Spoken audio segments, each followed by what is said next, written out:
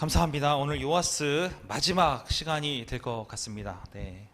요아스는 다윗의 혈통으로서 유일하게 남은 한 생명이 되었고, 이 생명은 인간이 계획했던 말살 정책, 하나님의 계획을 다 물리쳐 버리려는 말살 정책이 통하지 않는다는 사실의 증거로 요아스라는 생명이 남았었습니다. 그리고 그 요아스를 살려주기 위해서 하나님께서 예비하셨던 여호야다를 통하여서 그의 생명을 유지하게 되었고, 결국엔 여호야다의 놀라운 계획과 치밀함 때문에 요아스가 왕권을 회복하는, 그래서 하나님의 전을 그가 수리하고 그 안에서 정말 놀라운 일이 벌어지는 그런 일들을 우리가 한번 살펴보았습니다. 그리고 그런 과정 중에 여호야다는 이스라엘 백성들의 놀라운 그 위대한 지도자로서의 모습을 이스라엘 백성들한테 다 보여줬고, 그러므로 말미암아 여호야다는 왕이 아님에도 불구하고 그가 죽었을 때 왕의 묘실에 장사 지내셨다라는 부분까지 우리가 함께 보았습니다. 참 아름답고 즐거운 장면들이 계속되면 좋겠는데, 오늘도 인간의 연약함과 그 다음에 어쩔 수 없는 것 때문에, 어떤 한 가지 모먼트 때문에 그가 무너진 모습들을 오늘 살펴봐야 해요.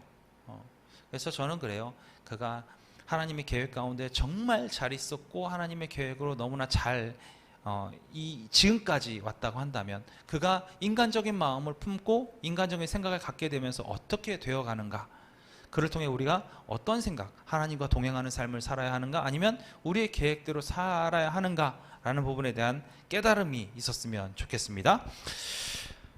여호야다는 섭정을 했습니다. 왕이 어리기 때문에 그가 온전하게 요아스가 잘 나라를 치리하기에 어렵다라고 판단을 했는지도 몰라요. 그런데 그래서 그랬는지는 잘 모르겠지만 여호야다는 아무튼 요아스를 사랑하는 마음으로, 이스라엘을 사랑하는 마음으로, 또한 그 마음보다 더 큰 것이 뭐냐면 하나님의 명령대로 사는 것이 무엇인가, 이 나라가 하나님의 뜻 가운데로 살아가는 것이 무엇인가를 고민했던 사람이었어요. 그러니까 요아스에게 하나님의 뜻은 이런 겁니다, 하나님의 뜻은 이렇게 하셔야 합니다 라고 왕을 옆에서 잘 보필했던 사람이었죠. 그렇게 자신이 잘 의지했던 그 여호야다가 130의 나이로 죽습니다. 자, 이제 문제가 발생하는데, 어떤 문제냐면 요아스는 여호야다의 음성을 듣고 어떻게 하면 하나님의 나라가 이 땅에 이루어질 것인가를 참 많이 고민했었으면 좋았을 뻔했어요. 그러나 그가 그러지 못했습니다. 그리고 어떻게 사는 것이 참된 그리스도인의 삶인지 그가 정말로 소위 얘기해서 정말로 공부를 열심히 해서 여호야다가 만약에 그가 세상을 떠나더라도 내가 이 나라를 하나님의 뜻 가운데로 온전히 세우는 아름다운 나라로 만들겠다는 강한 의지가 있어서 정말 잘 공부했더라면 좋았을 뻔했는데, 왜냐하면 여호야다의 섭정 기간이 무려 20년입니다. 무려 20년 동안 섭정을 했어요. 그가 비로소 나이 30이 되어서, 이제 어떻게 보면 중년이죠. 30이 되어서 이제 혼자서 치리를 해야 되는 그 상황이 벌어지는데, 조금만 생각이 있었으면 생각을 해보십시오. 여호야다가 왕위로 오르는 그러니까 요아스가 왕위에 오르는 시기에 여호야다의 나이가 110세입니다. 그냥 일반 나이가 아니 110세예요. 그러니까 소위, 죄송합니다, 제가 이렇게 표현하면, 언제 하나님께서 부르셔도 전혀 이상하지 않을 만한 나이예요. 그러면 그걸 알고 있는 요아스는 곧 여호야다가 하나님의 부르심을 받고 천국으로 가게 되면 내가 혼자서 치리를 해야 되는구나, 이런 생각을 아마 했을 수도 있을 것 같아요, 이 똑똑한 친구라면. 그런데 그가 그렇게 하지 못했던 것 같습니다. 하나님의 뜻이 무엇인지 잘 알지 못했던 것 같아요. 그러다 보니까 항상 무슨 일이 생기면 누구한테 의논을 합니까? 여호야다에게 의논을 했어요. 항상 무슨 일이 생기면 여호야다의 말을 듣고 따르면 백성들이 너무 좋아하는 거예요. 이것만 배웠어요. 이것만 배우니까 문제가 생기는데, 뭐가 생기냐면 무슨 일이 생기니까 이제 물을 사람이 없잖아요. 물을 사람이 없으니까 누구한테 물었냐? 이스라엘의 방백들한테 가서 묻는 거예요. 야, 이거 어떻게 쓰면 좋겠냐? 왜요? 익숙한 거예요. 물어서 그 말대로 하면 이스라엘 백성들이 행복해하고 좋아했더라는 기억만 갖고 있는 거예요. 그 기억만 갖고 있으니까 무슨 일이 생기니까 방백들을 찾아가서 어떻게 하면 좋냐? 그러니까 방백들이 이렇게 하시는 게 좋습니다 라고 얘기하면 그대로 행하는 거예요. 이 일이 요아스에게 익숙한 일이 되어버렸어요. 그러다 보니까 문제가 생긴 것이 방백들의 말을 듣고 그가 우상 숭배를 시작하게 됩니다. 요아스가 우상 숭배를 시작해요. 하나님 여호와의 집을 버리고 우상을 섬기는 그런 일들이 벌어지게 된 겁니다. 그래서 17절부터 19절까지 말씀 보니까 어떻게 나와 있냐면, 여호야다가 죽은 후에 유다 방백들이 와서 왕에게 절하매, 이제 왕을 이제 옆에서 보필하는 방백들이 온 거예요. 그들의 말을 듣고 그의 조상들의 하나님 여호와의 전을 버리고 아세라 목상과 우상을 섬겼으므로 그 죄로 말미암아 진노가 유다와 예루살렘에 임하니라. 그러나 여호와께서 그들에게 선지자를 보내사 다시 여호와께로 돌아오게 하려 하심에 선지자들이 그에게 경고하였으나 듣지 아니하니라. 이게 묘하죠. 선지자들의 말은 듣지 않고 방백들의 말은 듣는 거예요. 그러니까 이런 걸로 봐서는 요아스의 마음에는 자신보다 나이가 좀 있고 경험이 많은 사람, 이런 사람의 말에 귀를 기울였던 것 같아요. 하나님 앞에 서 있는 사람, 이 사람이 중요한 게 아니라 뭔가 나이가 많고 자신보다 경험이 많아서 그들의 경험대로 살면 내가 잘 될 것 같다는 생각이 많았던 것 같아요. 이 일이 나중에 큰 사건으로 또 벌어지기도 합니다. 듣지 않는 거예요. 그러니까 하나님의 진노가 예루살렘, 유다 위에 내렸죠. 한 번에 싹 쓸어버리고 진짜 소돔과 고모라처럼 막 불비가 내렸으면 좋겠는데, 하나님께서는 그렇게 하지 않으시고 선지자들을 보내셨어요. 선지자들을 보내서 백성들을 온전한 길로 인도하려고 했습니다만 그 역시 하나님의 말을 듣지 않았죠. 무시해버린 거예요. 그러니까 기준이 다른 거예요. 기준이. 우리가 이 말은 꼭 들어야겠다 하는 사람들이 존재할 거예요. 그러니까 이 사람들이 나보다 나이가 많고 경험이 많은 사람들의 말을 참 들어야겠습니다라는 이야기를 참 많이 하는데, 하나님의 음성, 하나님의 뜻을 품고 그 뜻 가운데로 걸어가고 하나님의 명령을 수행하려는 선지자들의 말, 사실은 이스라엘은, 유다는, 예루살렘은 이 말에 더 귀 기울여야 하는 거거든요. 그런데 요아스는 그걸 몰랐던 거예요. 그러니까 하나님의 뜻이 뭡니다 라고 얘기하는 여호야다의 말이 아니라 여호야다를 어떤 걸로 본 거예요? 그냥 나이 많고 경험 많고 나를 살려주고 나를 위하는 사람, 이렇게 본 거예요. 그러니까 방백들한테 묻고 우상 숭배를 하기 시작한 거죠.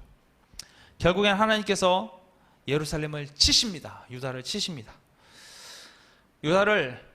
아람을 들어서 유다를 치시게 되는데, 아람을 치게 되면 여러분 큰 일이 벌어졌어요. 이제 유다가 멸망할지도 모르고 예루살렘 성이 점령당할지도 몰라요.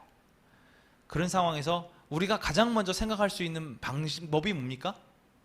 가장 먼저 생각할 수 있는 방법, 하나님 앞에 나가 기도하는 거예요. 하나님, 우리 살려주십시오. 하나님, 우리 구원해 주십시오. 이게 하나님의 방법이잖아요.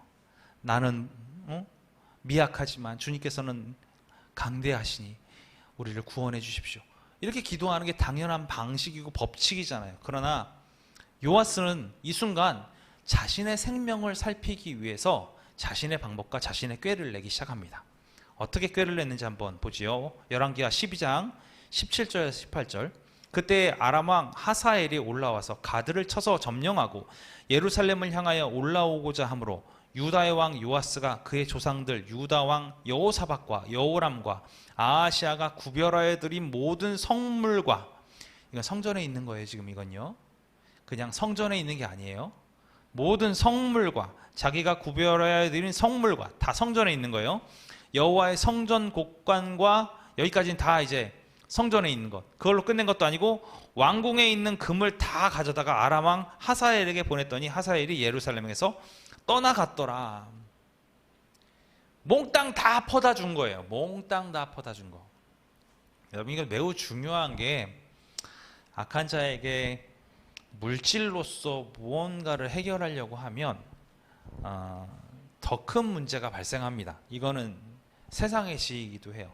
악한 자에게 적당한 금액으로 이 나한테 오는 해를 막으려고 하면 이 사람은 그 잠깐의 순간은 모면할 수 있지만 그가 다시금 왔을 때는 빈털터리인 우리에게는 아무것도 받아낼 게 없어져요. 결국에는 다 뺏기고 다 죽을 수밖에 없는 그런 일들이 벌어져요. 인간적인 계획은 그럴 수밖에 없어요. 그러나 하나님께 의지하는 우리들은 다르잖아요. 우리는 모르더라도, 우리는 알지 못하더라도 하나님의 계획 가운데 우리를 어떻게 구원하실지, 어떻게 긍휼을 베푸실지, 만약에 요아스가 성전에 들어가서 다 퍼나주기 전에 성전에 들어가서 옷을 찢고 죄를 뒤집어 쓰고 하나님 앞에 회개했다면 15년의 생명을 연장받았던 그 왕처럼 그도 더욱더 굳건해질 수 있는 어떤 방법이 있지 않았을까? 혹은 하나님의 놀라운 방법으로 성 밖에 진쳤던 사람들이 다 죽고 없어지고 다 도망갔던 것처럼 새로운 방법으로 긍휼하심 받아서 구원받지 않았을까? 이런 생각도 합니다. 그러나 그는 그렇게 하지 않았어요. 이로 인하여서 요아스는 이스라엘 백성으로부터 지금껏 받아왔던 선망과 존경을 다 잃어버립니다. 사실 따지고 보면 요아스가 받았던 선망과 존경은 누구 때문에 받을 수 있었던 거예요? 여호야다 때문에 받을 수 있었던 건데 그거를 요아스는 모르고 있었던 거죠. 그러다 보니 마음이 강팍해지는 거예요. 나의 계획대로, 나의 뜻대로 해야 되는데 내 생각과 내 뜻대로 안 되고 있으니까 마음이 강팍해지는 거예요. 뭔가 풀어지지 않으니까. 결국 어떤 일이 일어났느냐? 역대하 24장 20절에서 22절 보니까 이에 하나님의 영이 제사장 여호야다의 아들 스가랴를 감동시키매 그가 백성 앞에 높이 서서 그들에게 이르되 하나님이 이같이 말씀하시기를 너희가 어찌하여 여호와의 명령을 거역하여 스스로 형통하지 못하게 하느냐 하셨나니 너희가 여호와를 버렸으므로 여호와께서도 너를 버리셨느냐 하나 무리가 함께 꾀하고 왕의 명령을 따라 그를 여호와의 전이 어디예요? 성전이에요. 성전 뜰 안에서 돌로 쳐 죽였더라. 야긴과 보아스가 있는 여호와의 뜰에서 거기서 여호야다의 아들도 죽여버립니다. 이 사람 이름이 스가랴예요. 이 사람은 선지자 스가랴가 아닙니다. 선지자 스가랴가 아니고 여호야다의 아들 스가랴예요. 이름이 이게 같은 이름들이 많아서 헷갈리시면 안 돼요. 요아스 왕이 이와 같이 스가랴의 아들 여호야다가 베푼 은혜를 기억하지 아니하고 그의 아들을 죽이니 그가 죽을 때에 이르되 여호와는 감찰하시고 신원하여 주옵소서 하니라라고 얘기하고 있어요. 하나님 봐주세요. 이걸 봐주세요. 하나님의 그 메시지를 전했음에도 불구하고 저는 이렇게 죽을 수밖에 없습니다. 주께서 봐주십시오. 이 상황을 이렇게 얘기한 거예요. 심지어 스가랴가 죽은 날이 그냥 아무 날이면 상관이 없는데 그날이 무슨 날이냐면 대속죄일입니다. 대제사장이 지성소에 들어가서 1년에 한 번 드려야 되는 그 예배일에 성전의 뜰에서 제사장의 아들 스가랴가 돌에 맞아 죽은 거예요. 아무것도 기억을 못하고 있는 거죠. 사람들이 몰려와서 성전 뜰에서 스가랴를 죽일 때 그날이 진짜 성전에서 이벤트 중에서 이벤트가 벌어지는 대속죄일임까지도 아무도 알지 못하는 거예요. 그런 상황이 된 거죠. 얼마나 많이 무너졌는지 이제 좀 보이시죠? 그냥 단지 한 사람이 돌 맞아 죽었다 이게 아니에요. 그 날짜도 매우 중요합니다. 자, 이렇게 소위 말해서 악한 짓을 다 한 거예요. 악한 짓을. 다 악한 짓을 했어요. 자, 그래서 아람 왕한테 우리가 성전에 있는 금과 왕궁에 있는 금까지 다 줬잖아요. 그럼 안 와야 되잖아요. 그렇죠. 안 와야 되잖아요. 이게 인간적인 마음이에요. 그러나 아람 왕은 다시 하나님의 쓰임을 받아서 다시 유다를 치러 옵니다. 그 다음에 유다를 다 멸망시킨 이후에 요아스는 아람 왕의 손에 죽은 게 아니라 자신들의 부하들의 손에 의해서 죽습니다. 심지어 아시겠지만 왕이잖아요. 왕이었으면 어디에 장사되는 게 맞아요? 응? 열왕의 묘실에 장사되는 게 맞잖아요.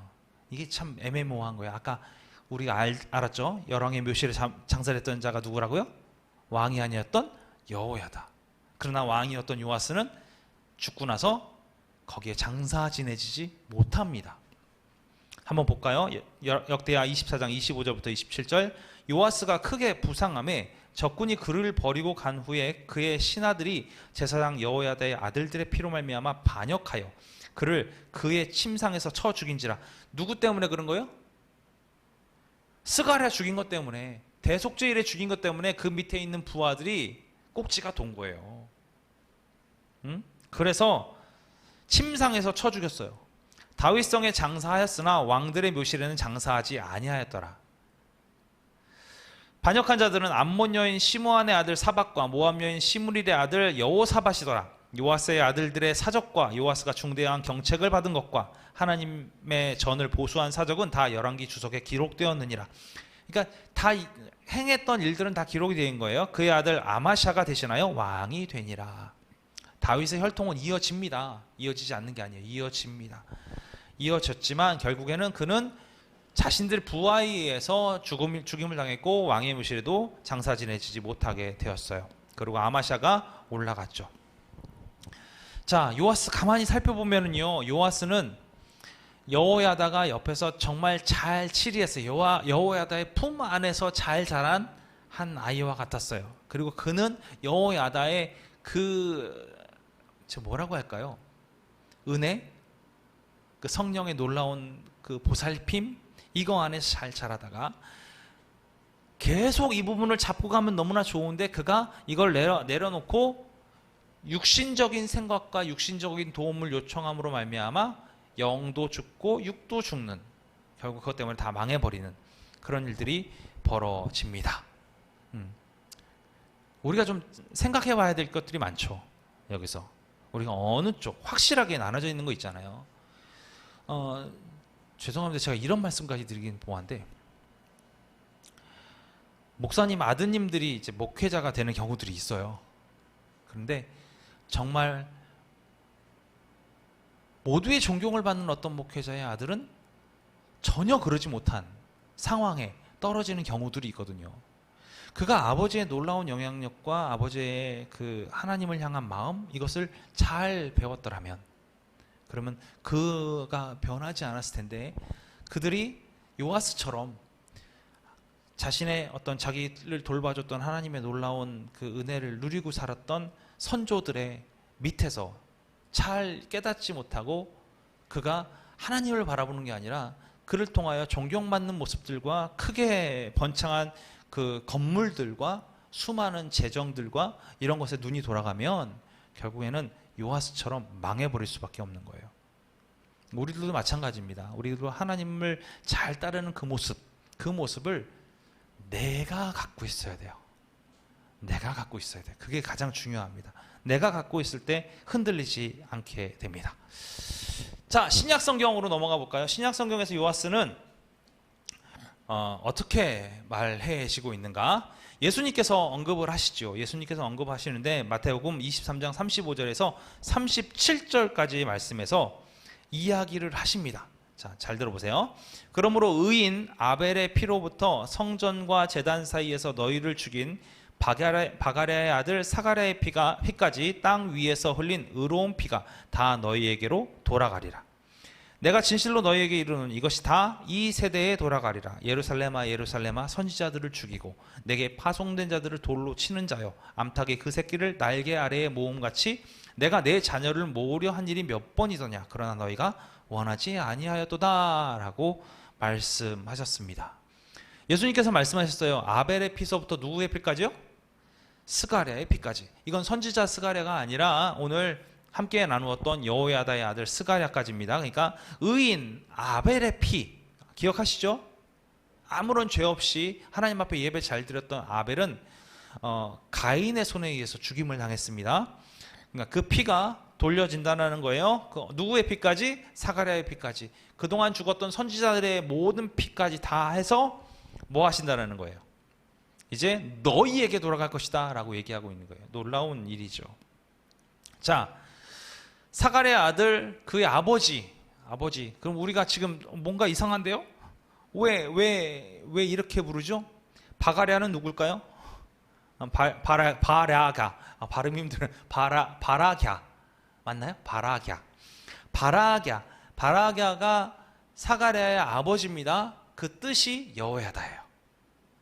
같은 의미예요. 같은 뜻입니다. 자, 그러면서 내가 너희에게 선지자들과 지혜 있는 자들과 서기관들을 보내매 너희가 그 중에서 더러는 죽이거나 십자가에 못 박고 그 중에서 더러는 너희 회당에서 채찍질하고 이 동네에서 저 동네로 따라다니며 박해하리라 라고 말씀하셨어요.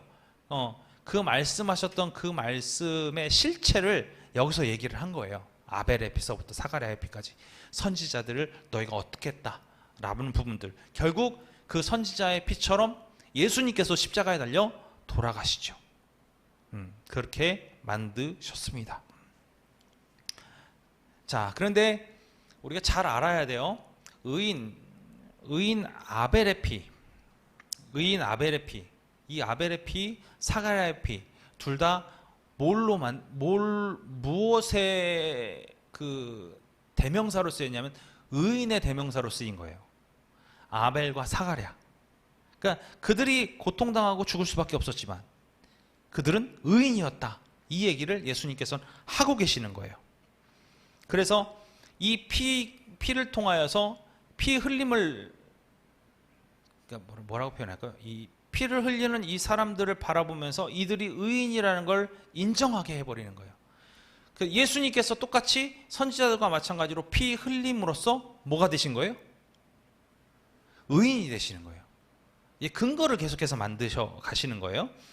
근데 이것이 신약 성경에 예수님께서 당신을 의인의 모습으로, 참된 의인의 모습으로, 어린 양의 모습으로 드러내시기 위하여 예화를 드셨던 그 과정 중에 유일하게 요하스에 관련된 내용이 나와 있는, 신약에 나와 있는 그 부분입니다. 그래서 오늘 요하스의 피, 요하스의 피란다. 사가랴의 피, 아벨의 피, 이걸 통하여서 예수님도 같은 레벨 의인으로 인정되는 그런 근거를 마련하기 위해서 결국에는 오늘 이런 요하스의 행적에 대해서 이야기가 나왔던 거죠. 자, 요하스를 통해서 배울 수 있는 교훈은 무엇입니까? 인간 마음의 사악함은 권세를 원했던 여왕 아달랴에서 찾아볼 수 있다. 권세, 명예, 이거에 목숨 거는 사람들 많습니다. 인간의 그걸 뭐라고 얘기해요? 오늘 성경은 사악함이다 이렇게 얘기하고 있어요. 왜요? 그거의 가장 기본적인 부분을 우리가 함께 볼까요? 욕심에서 출발하는 게 뭐죠? 뭐예요? 죄는 뭐예요? 욕심에서 출발하는 거예요. 죄의 출발점이 욕심이에요. 욕심에서 출발해서 죄가 이루어지고 죄의 끝은 뭐라고요? 사망이고. 그러니까 가장 근본적인 그 해결책이라고 할까요? 가장 근본적인 베이스는 욕심부터예요. 그러니까 우리 안에 욕심이 있는가 없는가 이거를 살펴보는 것이 내가 죄의 씨앗을 갖고 있는가, 죄의 가능성을 내포하고 있는가, 이 부분을 알 수 있는 가장 근본적인 베이스가 욕심이에요. 우리가 사망까지 가지 않아도 상관없어요. 그거 살펴보는 게 우리에게 중요하다는 거죠. 왜요? 명예와 권력을 쫓았던 그 아달랴는 사악한 존재였다라고 이야기하고 있기 때문에 그렇습니다. 두 번째, 하나님은 다윗에게서와 그의 자손에게 항상 소망의 빛을 주심으로 후손의 존속을 약속하셨다. 말씀하셨죠? 계속해서요. 여호와 하나님은 항상 그분의 약속을 지키신다. 우리 이걸 믿어야 합니다. 주님은 신실하신 하나님이시기 때문에 그렇습니다. 반드시 이야기하신 것은 지켜지고 있고요. 지켜질 겁니다. 여기까지가 믿음이에요. 그래서 우리는 마지막 때에 새 예루살렘, 그 다음에 다시금 우리에게 오실 예수 그리스도의 모습을, 그때는 왕으로 오실 그리스도의 모습을 소망하고 기다리고, 또 우리는 어떤 모습을 갖는 거예요? 저번 주 주일날 말씀을 드렸지만 새로운 모습으로 부활해요. 하나님께서 이 땅에, 예수께서 이 땅에 다시 재림하실 때 영광의 몸으로 주를 찬양하는, 그런 우리들이 된다라는 거죠. 세 번째, 여호와는 악을 이용하시며 그것을 당신의 영광으로 바꾸신다. 이걸 이해하지 못할 때가 너무 많이 있어요. 왜냐하면 악이 우리한테 없었으면 좋겠는데 이 악이 하나님께서는 이 악까지도 이용을 하셔서 뭘 만드시는 분? 선을 만드시는 분이라는 거예요. 이게 놀라운 일이죠. 그리고 심지어 이 악을 이용하셔서 단지 선으로 바꾸시는 것뿐만 아니라 당신의 영광을 이루시기 위해서 사용하신다는 거죠. 네 번째, 다윗의 후손이 한 어린아이로 명맥을 유지하게 될 정도로 상황은 무척이나 어두웠습니다. 하나님은 당신이 정하신 시간표와 의지 안에서 역사하셨죠. 절망 가운데서 소망으로 역사하신 분이 하나님이셨습니다. 5번, 사람들의 마음은 본질상 아담의 마음입니다. 어떤 마음이요? 본질상 어떤 마음이요? 아담의 마음이요. 아담은 어떤 마음이에요? 하나님을 배반하고 죄로 들어갈 수 없는, 죄로 갈 수밖에 없는 그런 마음이 아담의 마음입니다. 가만 냅두면 아담처럼 돼요. 제가 예전에 우스갯소리를 이렇게 얘기했어요. 구원받으려면요, 뭐 해야 돼요? 예수 그리스도를 믿어야 합니다. 믿음으로 나아가야 합니다. 하나님의 말씀대로 순종하며 살아야 합니다. 이것이 구원받는 길이에요. 믿음으로 구원받으니까. 자, 지옥 가려면요, 죄를 많이 져야 되나요? 나쁜 짓을 많이 하고 남한테 손가락질 많이 받고 그럼 지옥 가나요? 많은 사람들이 그렇게, 세상 사람들 그렇게 생각을 해요. 선과 악을 구분할 때 그렇게 생각을 해요. 가만히 있어도 지옥 갑니다. 가만히 있어도. 왜요? 우리는 본질상 아담의 본질을 가지고 있기 때문에 그래요. 공항 가시면 이제 얼마 전에 경험하셨는데, 공항 가시면 가만히 서 있어도 슉 가잖아요. 네? 그쵸? 아무것도 안 해요.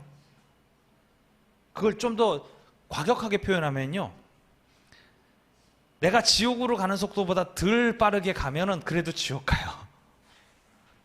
그쵸? 좀 과격하게 표현할 때 얘기해요. 우리의 본질이 무엇인지 깨달을 수 있어야, 그래야 비로소 우리는 뭐 할 수 있냐면 하나님께 매달릴 수 있어요. 붙잡을 수 있어요. 본질이 그렇지 않다라고 여기기 때문에 매달리지 못하는 거거든요. 비록 요아스가 제사장에게 훈련 받았을지라도 회복의 길에서 범죄의 길로 나아갔다. 왜요? 아담의 본질을 갖고 있으니까. 하나님을 계속 묻고 의지하고 하나님 앞에 매달렸으면 아마 달랐을 텐데, 그가 묻고 의지한 게 누구예요? 사람에게 매달렸거든요. 그러니까 무너지는 거예요. 그리고 여러분에게 참 많이 이렇게 질문하는 내용들이 될 수 있어요. 우리는 영적으로 골짜기로 떨어져 본 적이 있는가? 이거예요. 그때 뭐가 있었는지 가만히 한번 생각해 보세요. 추락할 때 내 생각, 내가 의지했던 거, 나의 노력, 나의 열심, 이런 것들이 나를 저 영적 골짜기로, 악올 골짜기 바닥까지 떨궈 버리는 거예요. 우리 그걸 알아야 합니다. 자, 복습하겠습니다. 1번, 이번 주에 나온 사악한 여인은 누구입니까? 여왕 아달랴입니다. 그녀의 배경은 어땠습니까? 누구의 딸이죠? 이세벨. 또 먼저 죽은 왕 아합의 딸이죠. 아합과 이세벨의 딸입니다. 그는 반은 이스라엘인이었고요, 반은 어떤 거예요? 페니키아인, 이란인이에요. 이란 사람이란 얘기예요. 자, 세 번째, 이 기간 중에 하나님의 위대한 종은 누구였습니까? 여호야다. 이 여호야다는 그래서 결국 왕의 묘실에 안장되었죠. 왜 요아스는 성경에서 그렇게도 중요합니까? 중요한 이유가 뭘까요? 그렇죠. 모든 사람 눈에는 한 사람밖에 안 남은 그 뭐랄까요, 희망도 소망도 없는 그런 모습일지 모르지만, 이 한 사람을 통해서 하나님의 약속을 성취해가는 놀라운 계획을 보여주는 산 증인으로 요아스를 선택하셨기 때문에 중요하다는 거죠. 요아스는 그의 말년에 가서 왜 세속적이 되었습니까? 왜 세속적이 되었을까요? 그렇죠. 방백들을 의지했어요. 방백들을 의지해서 하나님의 말씀대로 잘 치리했으면 좋았는데 뭐 했어요? 방백들의 말을 들으니까 어떤 일이 벌어졌어요? 우상숭배한 거예요. 아사랴 목상 갖다 놓고 우상숭배한 거예요. 그거를 분별할 수 있어야 돼요. 분별할 수 있어야 돼요. 그게 우리가 가져야 될 일 같습니다. 자, 하나님은 다윗에게서 무슨 약속을 이루셨습니까? 다윗에게서 약속을 이어간 게 있죠. 뭐가 있죠? 왕의 혈통으로 쭉 이어가게 하겠다. 그 이어가는 그 아주 끄트머리 하나만 남았던 그 점이 요아스라는 거예요. 네, 오늘 이렇게 보았습니다. 뭘 좀 생각하셨나요?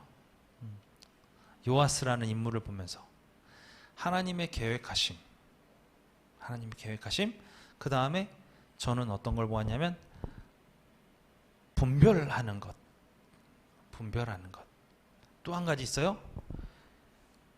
잘 배우자. 신앙생활이 정말 중요하다. 여호야다가 20년 동안 요아스를 잘 훈련시켰음에도 그의 마음 가운데 하나님이 없었기 때문에 결국에는 그의 눈에는 뭐가 많이 보이느냐면 성전을 수리할 때 모이는 이스라엘 백성들의 놀라운 화동성과 엄청난 재정, 수많은 일들이 일어나고 있는 놀라운 광경들만 눈에 보이는 거예요. 그럼 무너져 버려요. 부자가 천국에 들어간 것이 낙타가 바늘기에 들어가는 것보다 어렵다라는 것이 혹해버리면 분별이고 뭐고 다 사라져요. 우리가 하나님 앞에 마음을 내려놓을 수 있는 우리들이 되었으면 좋겠습니다. 자, 성경 열왕기상 17장에서부터 21장까지 얼마 길지 않습니다. 열왕기하 1장에서 8절, 말라기 4장 5절에서 6절, 마태복음 좀 있고요, 누가복음 조금 있고요, 야고보서 조금 있고요, 계시록 조금 있습니다. 다음 과에서 연구하게 될 인물들은 하나님의 위대한 선지자 엘리야와 엘리사 두 사람에 대해서 다음 과에 함께 보도록 하겠습니다. 요아스에 대해서 연구한 바를 복습해 보셨으면 좋겠습니다. 어찌 보면 처음에 제가 요아스를 시작할 때부터 말씀을 드렸지만 요아스를 통해서 성경은 막 엄청난 것을 기록하고 있진 않아요. 요아스를 왜 봐야 하는가? 다른 인물들도 많은데 그렇게 보시는 분도 계실 수도 있을 것 같아요. 그러나 하나님의 계획하신 약속의 성취라는 부분이 저한테는 너무나 강하게 다가왔고, 저와 여러분이 절망 가운데 있을지라도, 왜냐하면 기억하시죠? 요아스는 6년 동안 아달랴의 그 이스라엘 백성들은 아달랴의 통치를 받았던 6년 동안은 그야말로 하나님 없는 그런 세상.